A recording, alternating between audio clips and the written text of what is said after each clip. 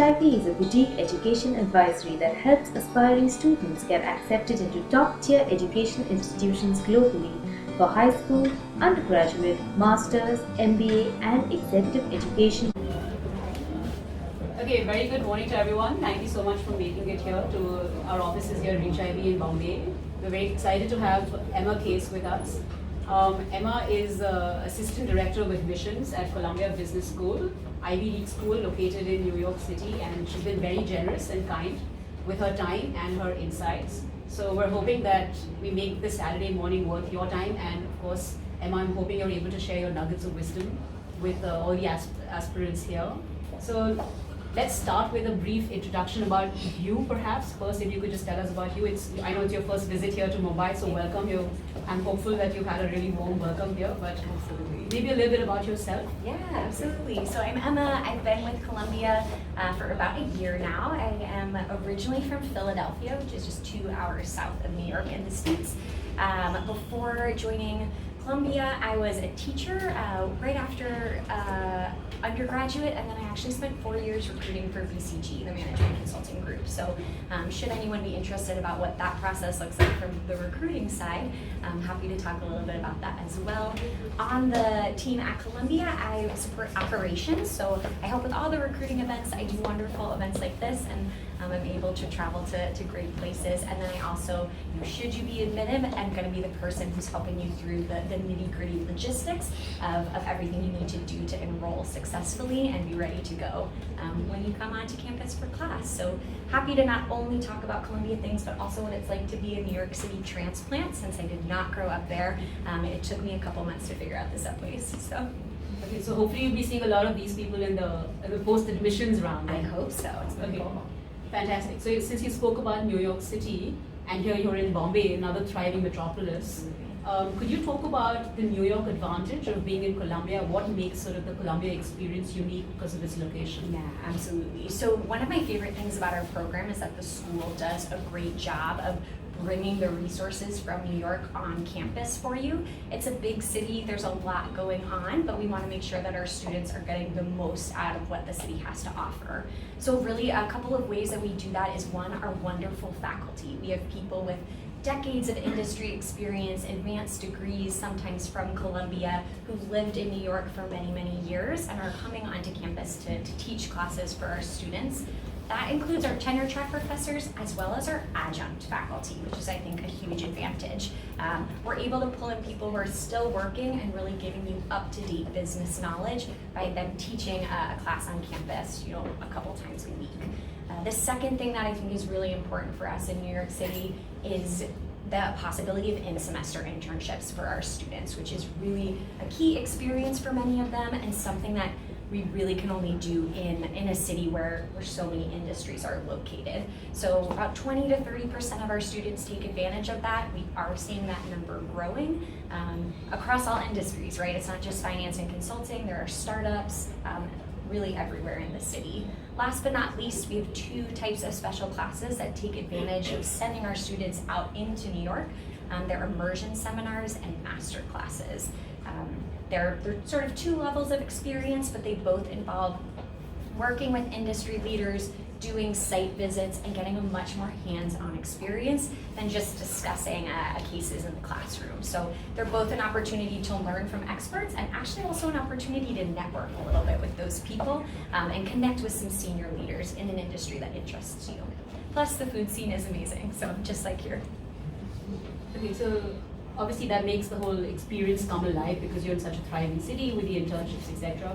But does it come at any sort of cost of being in a big city that's sort of so spread out? And what is the campus experience like? What is the social experience like? And how does that get affected because of being in New York? Yeah, absolutely. Great question. So if you've yet to come to campus, Columbia is on a beautiful campus on the Upper West Side of Manhattan.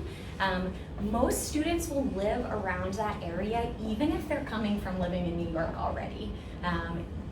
even though it's easy to commute up, we find that most people live within 15-20 minutes of campus at the most. So just a quick subway ride away.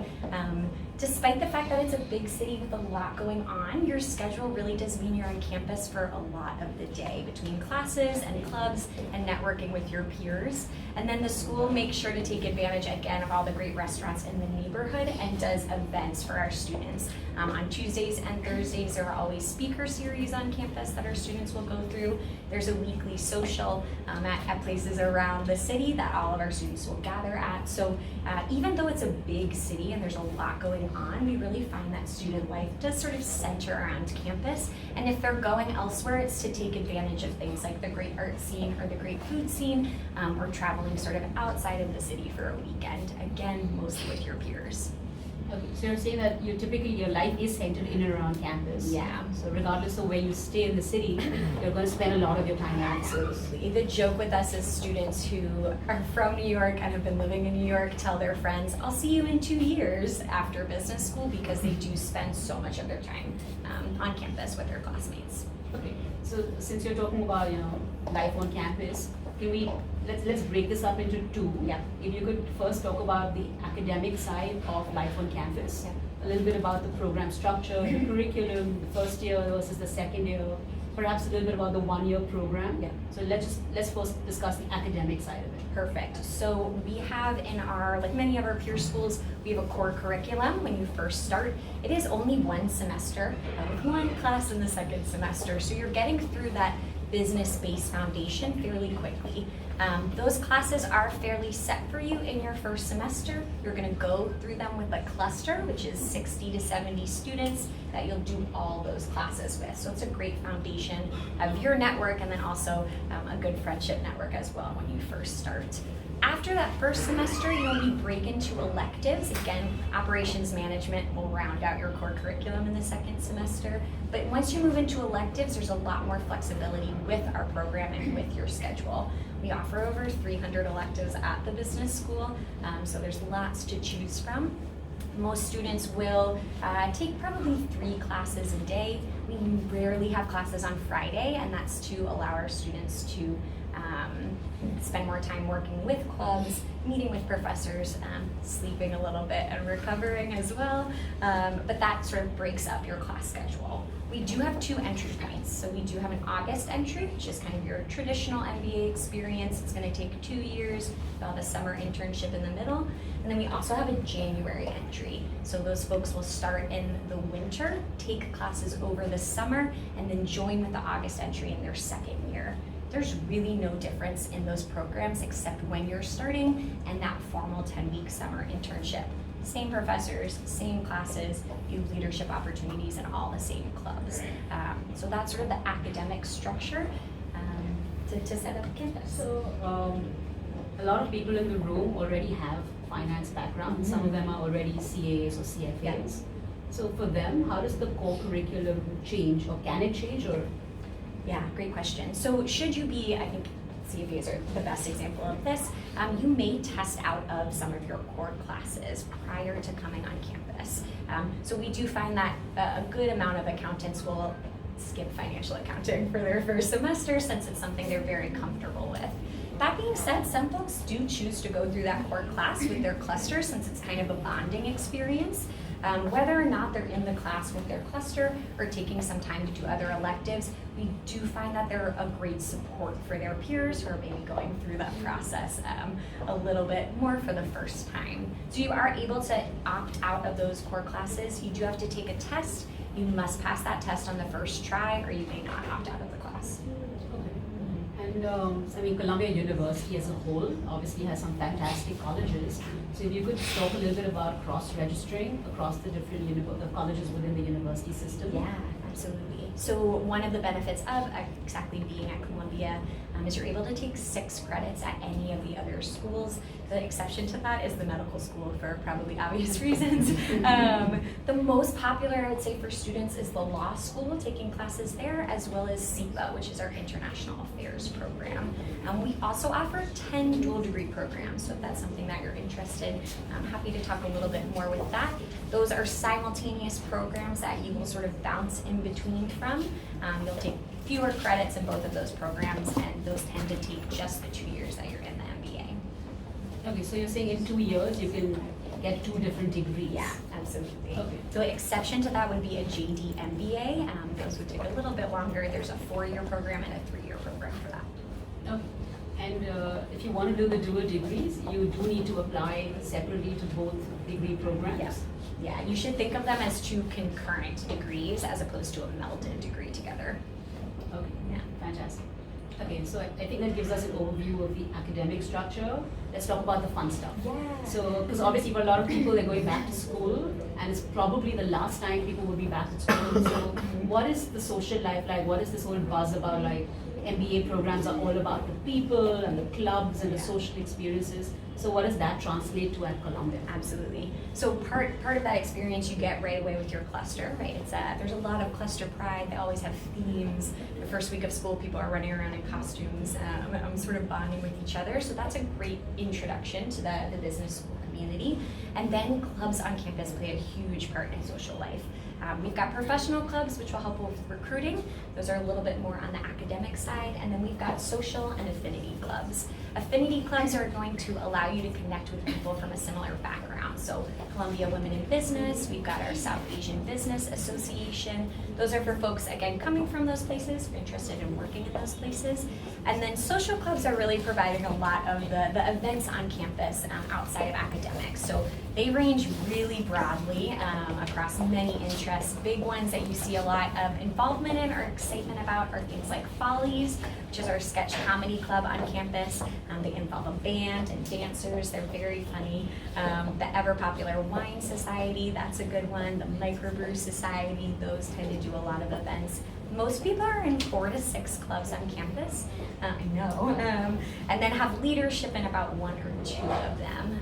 They're great though because they will blast out events all over the place. So those normally take place at night, either on campus or really close to it. And it's a good way to connect with people who again have similar interests of yours, whether it's recruiting or wine. I will say also we've got a great art society that takes advantage of the art scene in New York City. And there is the Gourmet Club, which does a lot of potlucks and different meals for our students. So really vibrant community on campus.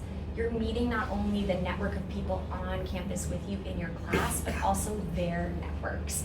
Especially when I was recruiting for BCG, I loved that Columbia Business School students were really generous with their time and their energy. And so as you meet people, you'll frequently get connected to folks they know, especially if they're from New York. So you're really building many layers of a network and friendships while you're on campus. Yeah, so you spoke about the New York City advantage and you explained the overarching curriculum to us. There's a lot of CAs and CFAs in the room, as I mentioned to you. Is there a notion, and I'm presuming there is a notion, that Columbia is a finance school because of the presence of Wall Street and all these, sort of funds and banks, etc. there. Is that something that the school, sort of endorses, in opinion, or do you feel it's more accessible to a wide range of backgrounds, profiles, and sort of future careers? Yeah, definitely the second. We do have a really strong legacy in finance, which we're very proud of, and it's a great place to go to study that topic. However, we've got amazing programs all across the board at the business school. Our healthcare program is quite strong. Our real estate program is quite strong. We send a lot of folks into consulting. We're seeing much more entrepreneurship over the past 5 years or so, as people are thinking about either starting their own venture or investing in other ventures. So our goal is to bring in the most diverse class as possible. A class full of only finance folks would lead to very less robust classroom discussions, so we really want to make sure that we're bringing people in from all industries and backgrounds. We have former teachers, we have Olympic fencers, we have people who have been in marketing for years, so there's a lot of backgrounds. In terms of the employers who come most, we do send about 20% of our students into finance roles full-time, 20% of our students into consulting roles full-time, but then that leaves 60% of students who are doing anything and everything else, including starting their own venture, working for a family business, or moving into, again, healthcare, marketing, real estate. Lots of good options. The benefit of being at Columbia, again, is you're close to pretty much everything in New York City, and our brand name is quite strong. We're known as having a rigorous academic program that's going to teach our students the foundation of being successful regardless of what they do. Okay. So it's almost advantageous to be a non-finance person applying to Columbia because you are looking to build that diversity Absolutely. in your classroom. Yeah, absolutely. Okay, terrific. You've made Columbia sound fantastic, like the academics and the social life, etc. But we all know in the room that it's very difficult to get into Columbia. So I'm just going to move gears now to, how do we get in the application process? So perhaps we start with just basic eligibility requirements. Let's start with the test scores. Yep. GMAT versus GRE, if you have a preference, what sort of score ranges do you look for? Mm-hmm. And if you could just elaborate on the sort of, in the mindset in India, there's a cut-off, because that's our Indian system, it's based on cut-offs. But if you could talk a little bit about the range of acceptable scores, and that would really, I think, help people. Absolutely. So we take both the GMAT or the GRE. We have no preference between those tests, so I always tell people to take whichever one is most comfortable for their test taking style. This year, for the first time, we are also taking a test called the Executive Assessment, which we've been using for our Executive MBA program for a few years. It's run by the same organization that runs the GMAT and the GRE. It is a 90-minute version of a standardized test. So really cutting down, yeah, that was my face too. Really cutting down on the time that you're gonna be in that test-taking environment. It focuses a lot on the integrated reasoning portion of those two tests, as well as thinking about your quant background as well. So if you haven't yet taken a GMAT or a GRE, I encourage you to look into that option since it is our first year taking that, which is really exciting. Overall, I think the most important thing is that we don't have a cutoff in our system. There's no minimum score that you must get in order to apply. It is really one piece of an overall application. That being said, 80% of our students fall between a 700 and a 760. The full range for the class of 2018, I believe, was a 560 to a 790. So you can see there's a huge spread in there, but we are seeing most people fall between that 700 and that 760. People frequently also ask, is it bad if they take that test more than once? Absolutely not. We do like to see, especially if you're hoping to score a little bit higher than you did on your first test, that you're taking the time to go back and give it another go. So don't worry about that. A perk of our application process is you can actually submit your application and you'll have 3 weeks to provide us with an additional test score. So if you want to make sure that you're getting in for that rolling admissions process on the earlier side, you do have that option to take another test in those 3-week period. Okay. And do you have average scores in the GRE as well, right? We don't keep the average scores on the GRE. What I encourage people to do is there are many websites that can convert it. So take your GRE score and just see what it would be as a GMAT score, and then find yourself in that range as well. That's because we haven't been taking the GRE for as long. Yeah. So we don't have enough data yet. Yeah. Mm-hmm. Okay, great. So that helps with the score requirements. Let's talk about the number of years requirement. So in India, we have a system where you typically apply to most business schools in India will take you immediately after college. And we have a traditional mindset of just getting done with your education and then you sort of move to the work phase in your life. Yeah. And I know obviously that international MBA programs look at this very differently. Yeah. So if you could talk about the eligibility criteria in terms of number of years and why you think you look at that, just sort of so that people understand the logic behind the number of years of experience. Yeah. So 99% of our students will have at least 1 year of experience. The average is 4 to 5. Again, that mid 80% range is 2 to 7. In the States, we really see the MBA as launching you into leadership roles as opposed to helping you enter the business world. So we do want to see, 2 to 3, 4 years of experience because it shows that you've learned sort of that entry-level role, you've gained some more responsibility over the few years in the workforce, and now you're ready to come back and get your MBA and really think about leading an organization and being an effective manager. Ultimately, at the end of the day, you all are the best people to know when is the right time to get an MBA. Our feeling is, with a few more years of work experience, you're able to bring more in the classroom and get more out of the program.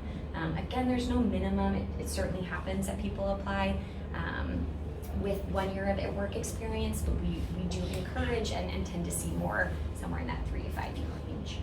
Okay, great. I'll move a little bit to this year's essay topics for those who are applying. So I know you have 3 main essays and then an optional essay. Perhaps we pick one essay, and then the rest can be dissected, at their own time. Yeah. But probably it's something about the fit, because I hear the word fit from pretty much every school I speak with. Just for the benefits of the audience, what is Columbia defined as fit?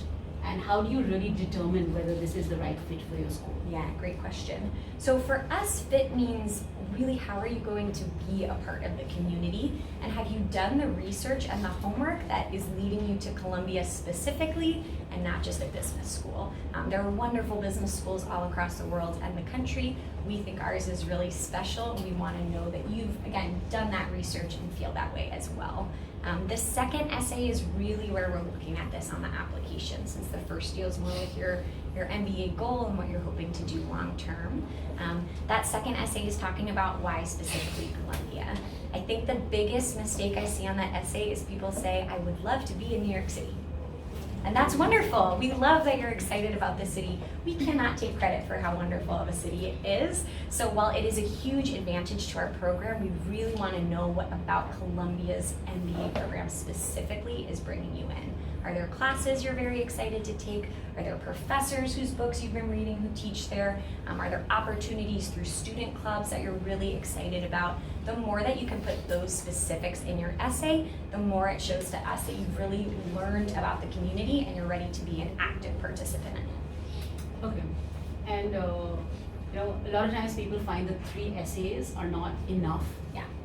To sort of share their stories, etc. So in the optional essay, do you recommend, because I know it clearly says that you can state any academic sort of red flags or anything you want to talk about, but do you think it's kosher to talk about just another experience or something that was not highlighted in the rest of the app? Absolutely. I tell people to use that optional essay for anything that doesn't neatly fit into those 3 questions. That could be, use something you want to explain on your academic record. That could be you work for a really local company and you just want to make sure we know what the company really does. That could be something, in your essay you say this is my goal, but you also have a goal you'd be perfectly happy doing as well.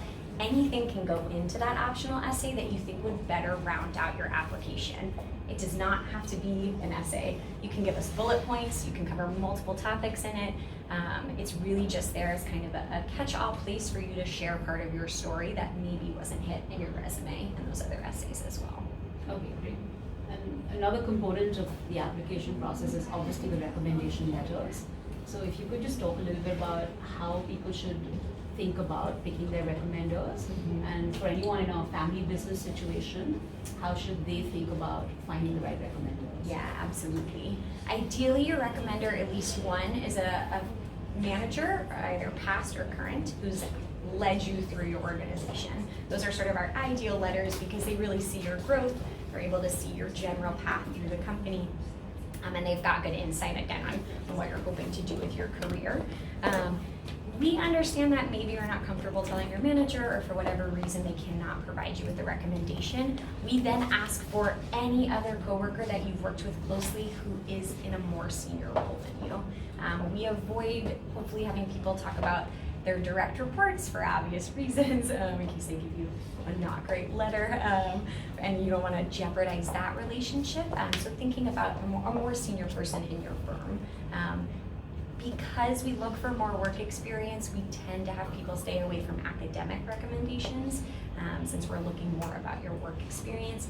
However, a personal or professional mentor is actually a great source for a recommendation letter as well. For those of you working in a family business, you cannot have someone related to you write your recommendation letter. We really hope that they would all like you to get into business school, so we do need someone who's sort of outside of that perspective. That could be a client that you work with closely, that could be a vendor, that could be someone else in the company, again, that's not related to you. That professional or personal mentor is a good place to go for that as well. That's the biggest issue, but for us, it's easy for us to see why perhaps you wouldn't have asked your direct manager if, again, they're in your family. And another common thing I hear from a lot of business schools is we're looking for leaders and we're looking for sort of to groom the next generation of leaders. But for a lot of people, like when you finish college, you're not going to necessarily be thrust upon a fabulous leadership role for obvious reasons. So how do our candidates talk about their leadership or managerial experience when some of us are in roles where there is no management or leadership opportunity provided? Yeah, great question. So definitely something we understand. For us, we want to see growth in the role, right? If you don't have a direct report, if you're not managing a lot of people, how have you progressed in responsibility during the time that you've been at your job? What initiatives have you brought? Maybe it's not you leading other people, but it's you leading a project that was really important, or you made a change in a system that's had a lot of positive effects. Those are excellent things to highlight because, again, even if it's not, I've managed 5 people, you were the leader of that project, of that role, of that whatever it is for your industry. So those are great things to highlight. The other thing to think about is that everyone in their role is managing multiple stakeholders. So even if they're not someone that you give a review for, you are sort of balancing those personalities and thinking about how to move through multiple channels in your role. That's a good leadership skill that we're looking for, so making sure you highlight that as well is a nice way to sort of round out that question. Okay, great. So let's move from the actual application process to the interview phase. So some schools I know have blind interviews. I don't know if people are familiar with the concept of blind interviews. Essentially, the interviewer does not know anything about your background or your profile. They're meeting you for the first time, therefore the term blind. Some schools will do an extensive study of your entire application, your essays, they know everything about you when they go into the interview. So let's hear about Columbia and your approach to the interview process. Yeah, so we do blind interviews. The interviewer will only have your resume, which you provide them ahead of that interview. They will not see the rest of your application. We do alumni interviews, actually, which I quite like. They're local in your area, so you don't have to hopefully fly anywhere to meet with someone. Those alumni are really wonderful for us because they've been through the program. They know what it takes to be successful. They know what it's like to have a good active member of the community in their cluster or in their learning team. So they will meet with you. Interviews tend to be 30 to 45 minutes, and we'll talk about your background, what you're hoping to use the MBA for, and then what's your kind of long-term goal as well. They are mandatory for the application process, but they are also by invitation only. So you would receive an invitation to interview after you apply and go through that process. Okay, great. So now that we've understood how amazing Columbia is and how to get through the application process, let's assume for someone who does get admitted, let's touch upon the financing piece of this. So what scholarships does Columbia offer to international students? And if you could talk a little bit about merit-based scholarships. Do people know what the difference between merit-based scholarships and need-based scholarships? So merit-based scholarships are essentially just how talented you are, regardless of the amount of money you've made in the last 5 years, let's say, regardless of your household income. And then need-based scholarships are largely focused towards people who genuinely need the money and have sort of met a base level merit criteria. Yeah. So, Yep, so we do offer both of those. Merit-based fellowships are offered across a lot of criteria. So there are some that are just purely based on the strength of your application. Those are decided by a senior subsect of the admissions committee at the business school. There are some named fellowships. So we do have a Board of Overseers India fellowship that's specifically designed for candidates from India. We also have fellowships that are particular to certain areas of study. So for folks interested in investing, there's a SEMA fund that you can be given as a fellowship. For anyone who's in the marketing industry, there's a marketing fellowship. And then for women, we do have female-specific scholarships through the Forte Fellowship and through, again, a handful of those named fellowships as well. It's very easy to be considered for merit-based fellowships. You just have to check a box on your application and apply by the merit deadline, which is January 4th of 2020 this year.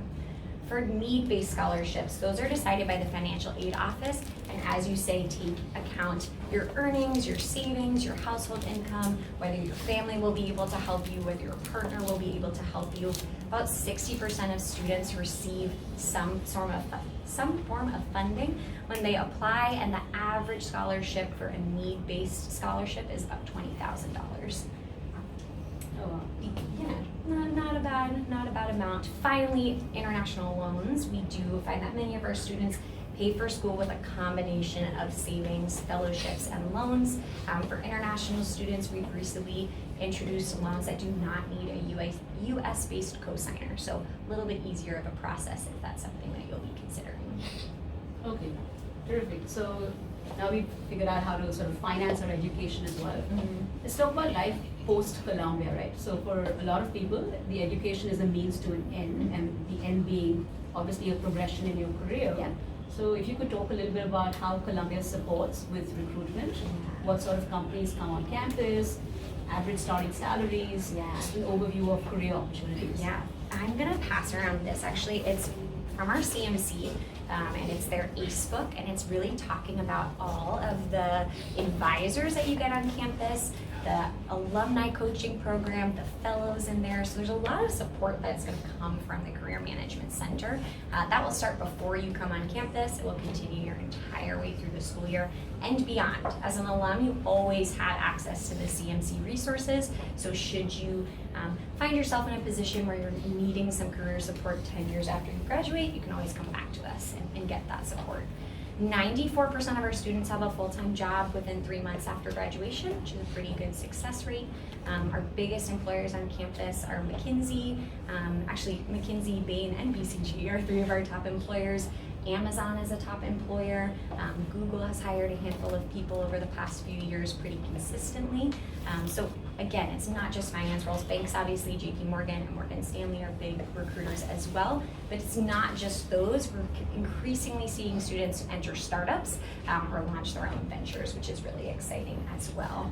Average salary, I don't know if I have a number for that off the top of my head. It might be in that book. If not, I'm gonna send all of you the employment report from our 2018 class that will break down even more on the companies that came to campus and the offers that they landed. Okay, terrific. Okay, so I think that covers sort of the expanse of the admissions process. And I think a lot of people have questions they want to ask, so I'm just going to open it up to the house if that's okay. Perfect. And thank you so much for being here, and thank you for talking to our audience. Contact us at help@reachiv.com for any further queries and join us on Facebook, Twitter, and YouTube.